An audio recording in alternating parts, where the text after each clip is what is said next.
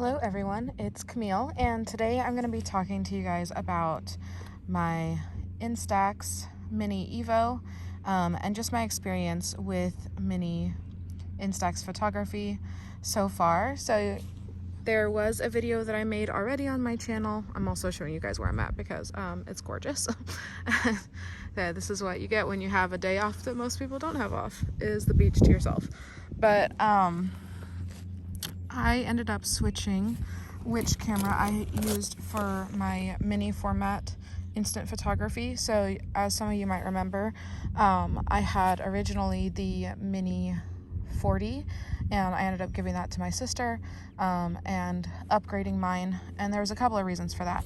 I am going to show you a review of and like comparison of both photos from both cameras. I did about maybe like 50 pictures kind of in there with the first camera before I switched over to this one, and then I've only had this one for like a week or something, not very long, and this is my first day really being able to take it out and use it. So I've taken some pictures of friends and stuff, but I haven't been able to like go out on like a photo walk kind of thing until today, so hence why I am at this gorgeous beach.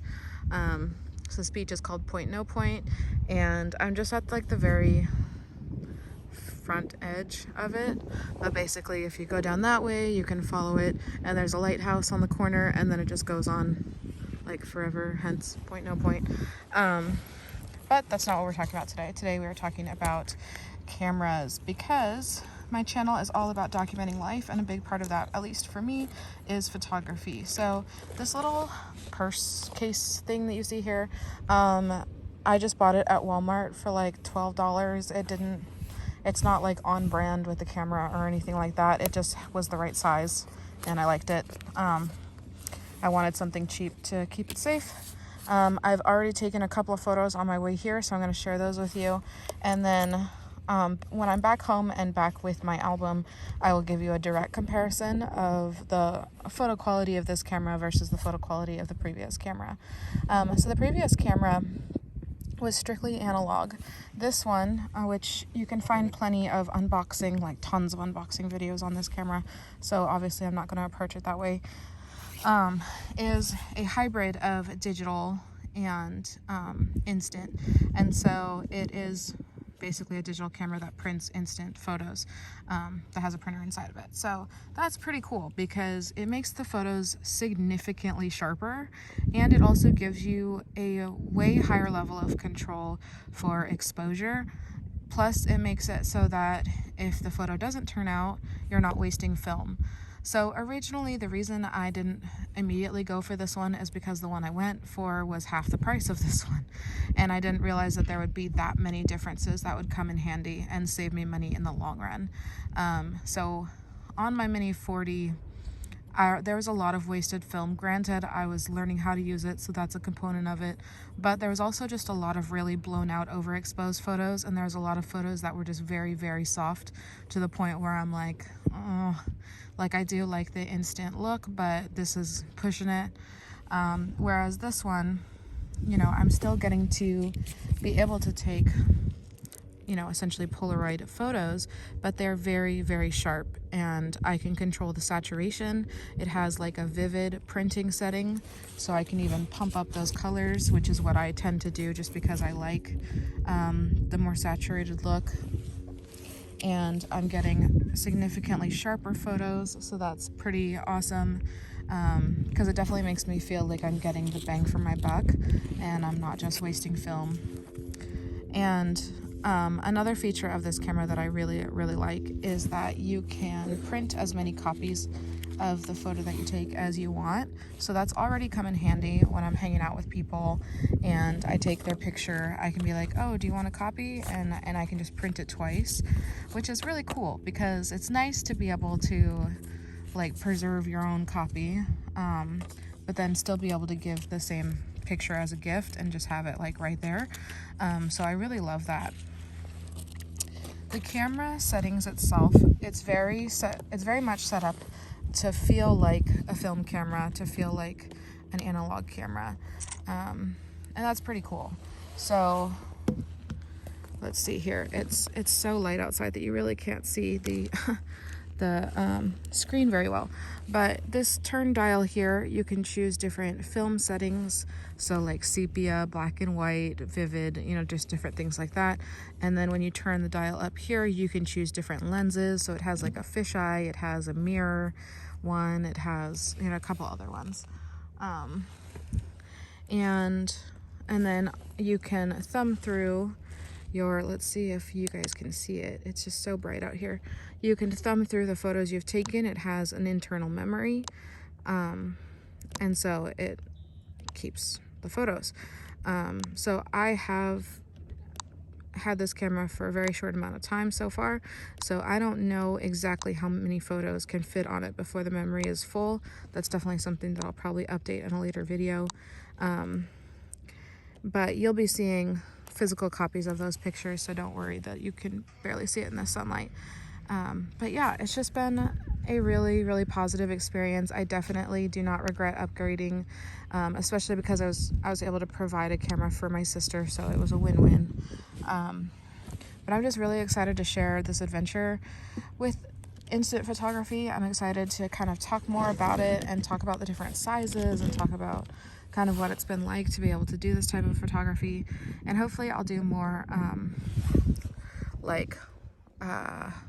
walking around videos, like POV videos. I might try to insert footage like that here, but I'm not sure yet. It's still the beginning of the day, so I have a lot of time to play with this camera and like go on an adventure basically. But I get so focused on like doing it correctly with this camera that it's kind of hard to video at the same time, just being honest. But that is also because I'm like still brand new to instant photography and still teaching myself like all the ropes and stuff. So that is everything. There is a seagull down there and he's like chowing down on a fish. I don't know if that's particularly exciting to you guys, but I got distracted by him as I was filming. But I will definitely cut this video to when I can flip through the album and you guys can see a direct comparison and see just how different the photo quality is. And hopefully that'll help you guys out and inspire you. And we'll see what kind of photography and documenting you guys come up with. All right, you'll see me soon. All right, so as promised, we are back and I am here to show you a comparison of a bunch of different Polaroids, Instax. So there's different stuff going on in each of these. These are all the photos that I took today. And so you've seen a couple, but there's a bunch more, and I'll show those to you in just a second. These are photos taken with the Instax Mini 40, the original camera that I had. These are the first photos that I took of the new one with my Mini Evo, and these are photos that are printed through my Mini Evo, but they were shot originally on 35mm film. So there's different things going on, hence why they are organized this way.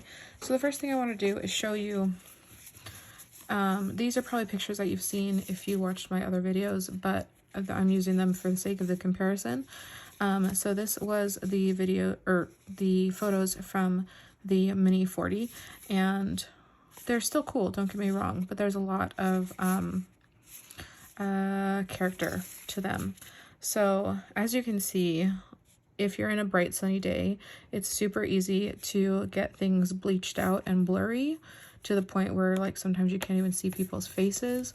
It's easy to get ghosting, so like you didn't set, so even though the shutter went off and like the flash went off, so it'll sound like it was done, you have to like be careful not to move the camera, because sometimes even though it sounds like it's done, it's not, and so then you get all these ghostings, and then, you know, bleached out, slightly blurry. It's just, you know, it's a plastic analog camera, so, you know, with a plastic lens, and so overexposure is a really common issue. Ghosting is a really common issue.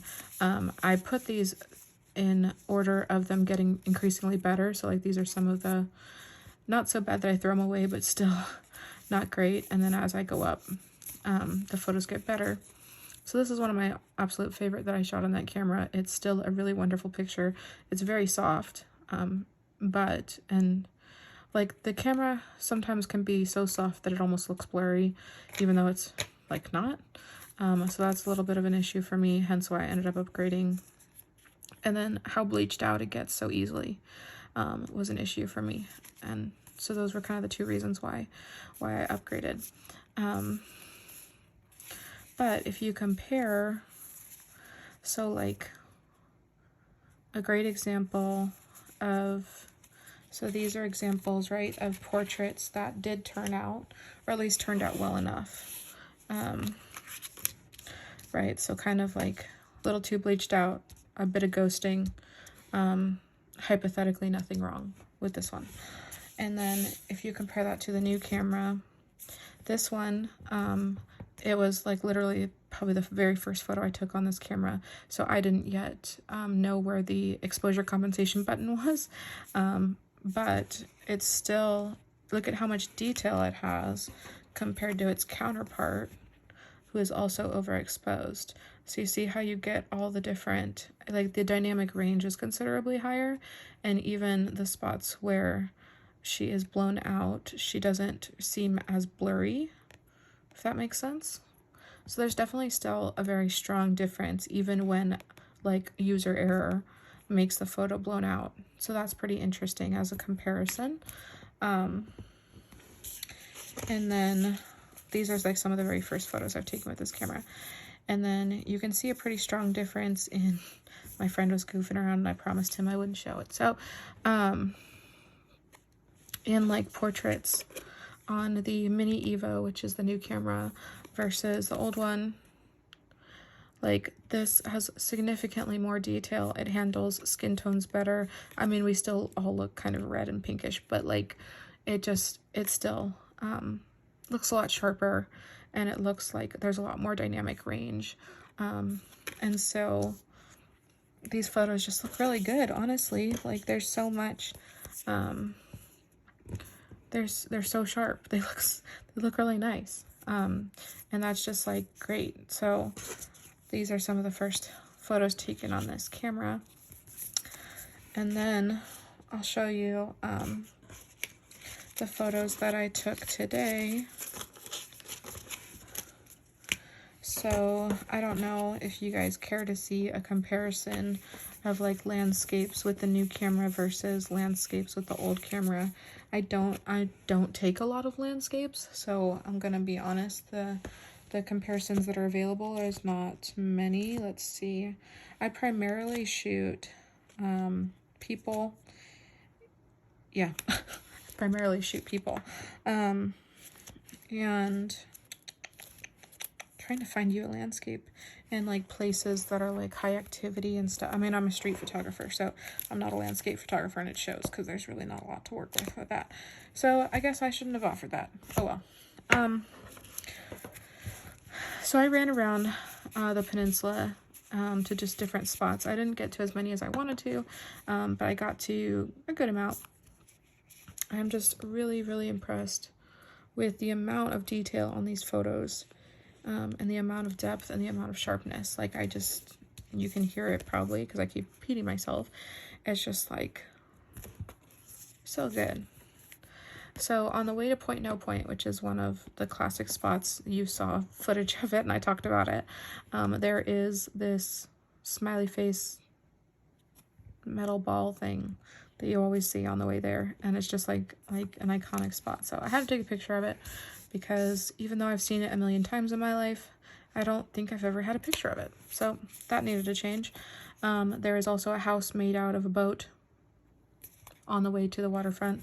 So of course, picture that. But I think you guys have already seen these earlier in the video. So sorry. This, I was testing out the macro mode. So I'm not super close to the object, so I do kind of wonder what would be different if I had gotten closer to it. But I will say I'm very impressed with the level of detail in the sand, with the level of like dynamic range in the rust. It all looks pretty cool. I accidentally printed this photo twice. I just like hit the lever again on accident and then it was too late. But it's a cool picture. I mean, it's simple. It's just, you find random stuff at the beach and you're like, oh, that looks kind of cool, and then you take a picture of it. I do like the contrast of the foreground versus the background. It has a very like clear like cut, and I just think it looks kind of cool. And there was some sculptures down there. There was like horses and a giraffe and this whale, and I just liked this one the best, so this is the one I took the picture of. This is one of my favorite pictures that I took today. I'm just so impressed with the way the sky streaks towards the lighthouse. It just creates so much depth in the photo, and I love that. You saw some of the footage of me taking this picture, and yeah, I mean, it's just this spot in my life that I have such fond memories of. And we played like Lava Monster there, and we played this silly game where like we had like a blanket, and like it was supposed to be like a Chinese dragon, and my friend, who was just quite the character, he wanted us to, all of us, it was like him, granted he was a gay guy, so that explains a lot, and like a whole bunch of girls, and he wanted us to like have fake weddings, and he was gonna be like the I don't know. It was so funny. It was so funny. I have so many good memories at this park. It's freaking ridiculous. I've done sister photo shoots down, or a photo shoot down there of two friends of mine, and that was a blast. I mean, I've done stargazing down there. Like, when you live in a small town, you just find places to hang out, even if it's like a freaking tiny child's playground. Like, you just need somewhere to be, so you end up there. That was kind of how that went, like all throughout high school and some in college. Like, I have college memories of being at this playground. Ridiculous. Anyways, on the way there, I saw these Jeeps. I know one's a Jeep. Yeah, I think they're both Jeeps. Anyways, even if I'm wrong, I'm not a car person. I just like taking pictures of cars, which is kind of weird, but whatever. They just looked really cool. They looked really rustic and cool, and so I had to take a picture, and I'm really impressed with how sharp.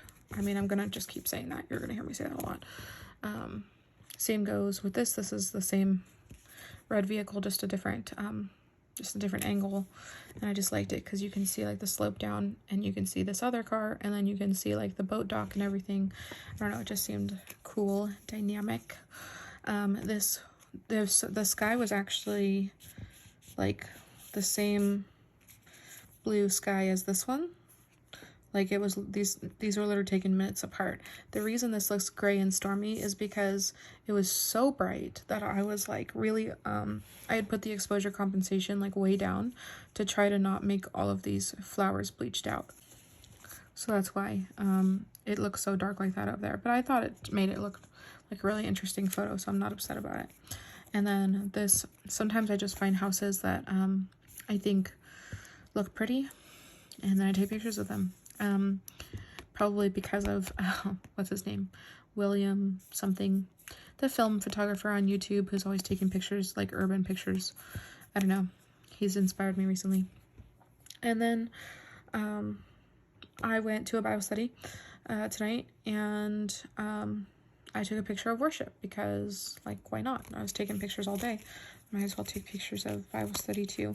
I wanted to take more pictures, but I ended up just not really having the energy or having like the right moment, so maybe next time.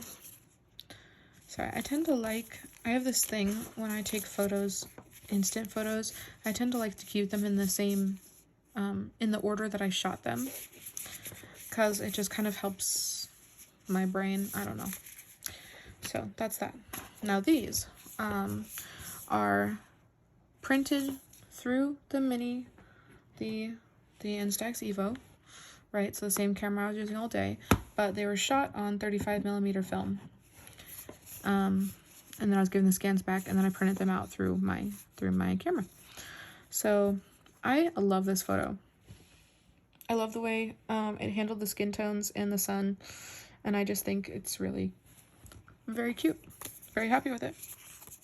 took a bunch of photos for my cousin on his wedding day, and some of those photos were film photos, and so it was really fun to be able to give those to him and her as a gift. And it was just such a, like, it's so fun to bless people with photography. That's one of my favorite things about photography, is how much joy it brings other people.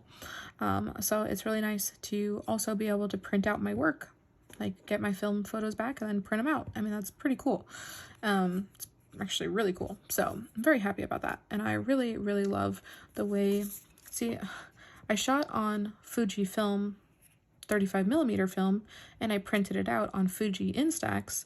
So I shouldn't have been surprised at how well it handled all the tones. I mean, these printed like mint, like so perfectly that I like watch them develop and I'm like, oh my gosh, these are stunning. Not because I'm just like some amazing photographer, but it just like handles the colors and the tones, and like it's so good, which makes sense. I mean, it's Fuji on Fuji, so like Fuji color science is being used in both processes, so they're gonna be super compatible, which is just awesome.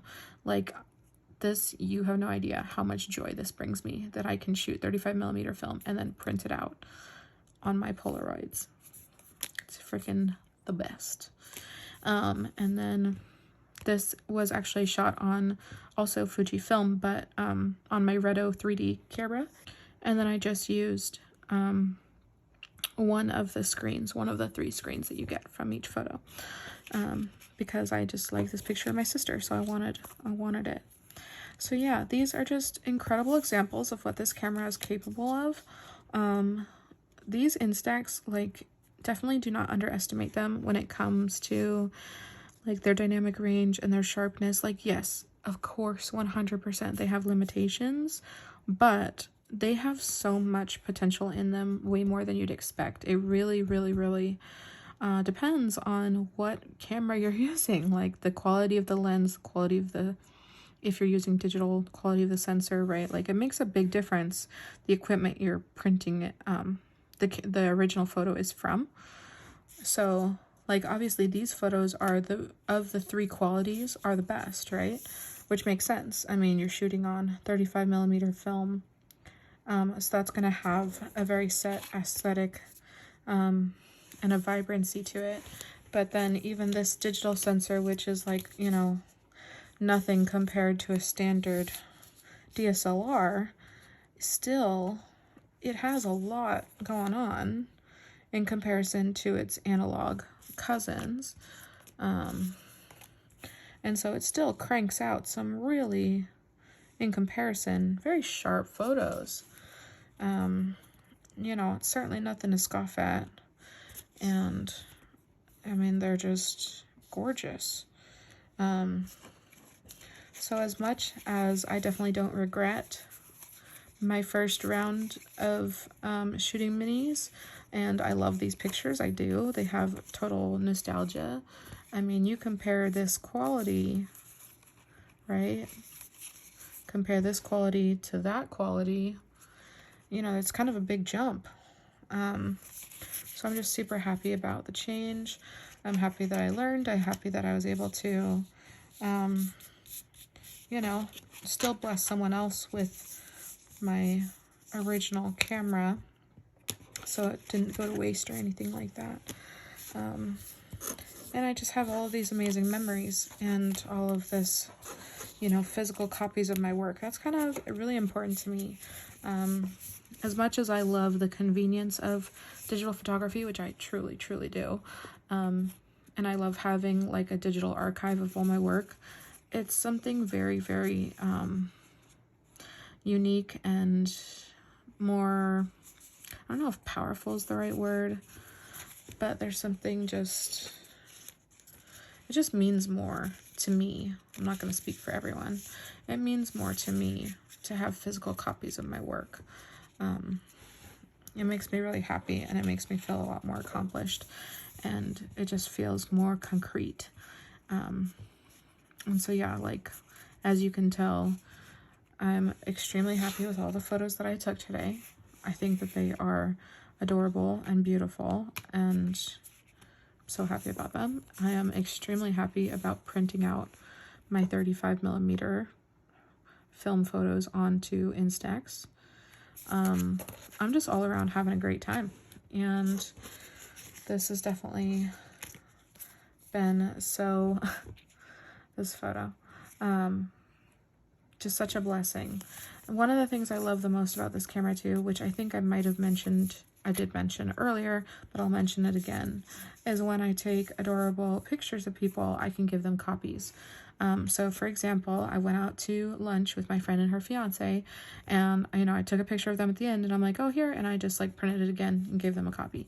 And that's just an awesome feeling, because not only is there so much joy and nostalgia and just like bonding that comes from shooting instant, but to be able to just like hand it off and know that you're not like missing out on it either is like a really cool feeling. Like you're like, yeah, like I'm sharing it, but I don't have to miss out on it either. Like I'm not just giving away the only thing. So that's just like the best. So all of that to say, if you are in any way interested in Instax, 10 out of 10 would recommend. This thing is a beast. It is so much fun to use. It is so enjoyable. People love it. Like everyone that I've taken pictures of with this thing, it's just great. People love watching it develop. People love watching what it can do and just being a part of it. It makes taking pictures of people so much fun and so easy. As far as cost, there's a lot of other videos that break down this cost of shooting Instax much more effectively than I'm about to, but I'll just ballpark it for you so that you have some idea. If you buy just like the 10 pack or the 20 pack, it's going to be just a tiny, like a couple cents more, but I tend to buy in the bulk packs because it saves me money and because I shoot a lot. So it amounts to it's like the equivalent of around 60 cents a shot for Instax Mini. For Instax Square, it's around 60 to 65 cents a shot. I thought it was exactly the same, but I'm not quite sure. I have to double check. And then for the Instax Wide, which is the largest format, it is around 80 cents a shot. So if you compare that to the original Polaroid brand, for example, Polaroid brand currently, the way that their film stock costs are at this point, you pay around $2.60 a shot. So a lot more, like over 5 times more or something per shot for Polaroid versus Instax. And that's true even when you get to the biggest format that you can shoot on Instax, which is Instax Wide. So I was going to make a separate video per camera, but just so that you have a frame of reference, this is the size of an Instax Wide. The Instax Wide are literally double the size of the Instax Mini horizontally. And then the Instax Square are the same height as the Instax Mini, but they're just a bit wider. So they're about, I'd say about a third of the size wider, but it makes a big difference actually, to be honest. Especially if you aren't shooting with as fancy of a camera as I am. Because of how fancy my camera is, my photos are significantly sharper, so the photos being small isn't nearly as big of a deal. But when you're shooting on the more traditional, more strictly analog instant cameras, having the bigger real estate actually is very helpful, because it makes it so that even though the images aren't as sharp, you're still getting a lot of bang for your buck. And I will talk more about Instax Square in a different video, but I just wanted you to have a frame of reference. The important thing to note too is that it is true that shooting Instax Mini and shooting Instax Square amounts to about the same price-wise. So you're not saving money by going smaller. It's really the same price. So that's just something to be aware of if you are considering getting into instant photography. Same price when it comes to film. Obviously, prices are going to vary a lot when it comes to which camera you're choosing. So, Okay, I think that is everything for the comparison video today. Thank you so much for watching. Thank you so much for sticking it out with me. I know this video is really long, but I enjoyed the process. I'm glad you got to come with me on my photo walk and follow me on my journey in instant photography. All right, you will hear from me soon, and have a good day.